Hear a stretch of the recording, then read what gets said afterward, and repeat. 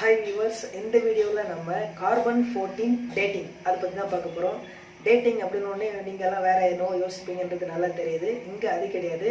வாங்க carbon 14 dating அப்படின்னா என்னன்னு வீடியோக்குள்ள பார்ப்போம்.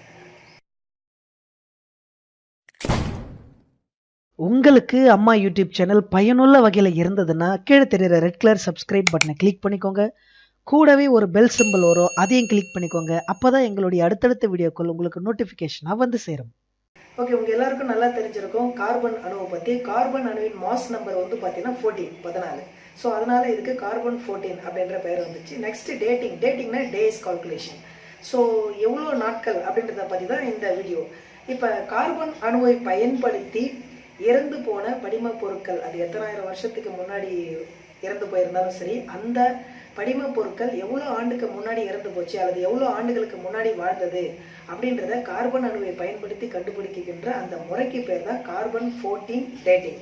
சரியா, மற்ற எலமெண்ட்ஸ் நிறைய தனிமங்கள் அணுக்கள் இருக்கின்ற போது கார்பன் மட்டும் ஏன் எடுத்துக்கிறாங்க அப்படின்னு பார்த்தீங்கன்னா, கார்பன் 14க்கு வந்து ரேடியோ அலைவீச்சு வந்து ரேடியோ ஆக்டிவ் அந்த இது வந்து அதிகம்.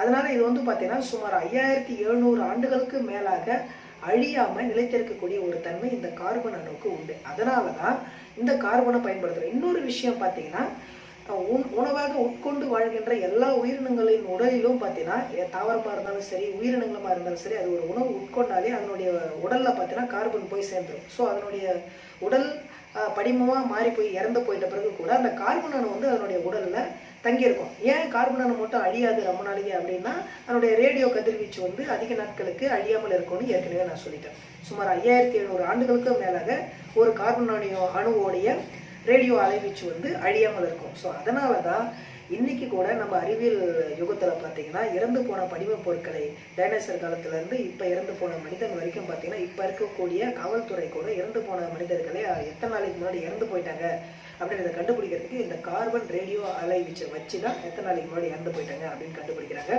ஸோ அது எந்த காலத்துக்கு முன்னாடி இறந்த படிம பொருளாக இருந்தாலும் சரி, பாறைகளில் அகழ்வாராய்ச்சியின் போதெல்லாம் அந்த படிம பொருளை கண்டெடுத்து அந்த எலும்பு கூட மண்டையோட வச்சு இது 1000 வருஷத்துக்கு முன்னாடி, 2000 வருஷத்துக்கு முன்னாடி இருந்தது, 20000 வருஷத்துக்கு முன்னாடி இருந்தது அப்படின்றதெல்லாம் கூட வந்து பார்த்தீங்கன்னா, இந்த கார்பன் 14 அந்த அணுவை வச்சு தான் அந்த அணுவைய அளவை அளக்கிறது மூலயமா தான் இது எத்தனை நாளைக்கு முன்னாடி இந்த படிம பொருள் இறந்து போயிருக்கு அப்படின்னு கண்டுபிடிக்கிறாங்க. ஸோ இதுதாங்க, வேற ஒன்றும் இல்லை. இதுதான் கார்பன் 14 டேட்டிங். ஸோ மீண்டும் பயனுள்ள ஒரு அடுத்த வீடியோவில் உங்களை சந்திக்கிறேன். அதுவரை உங்களிடமிருந்து விடைபெறுவது உங்கள் Ramji. Take care, bye by.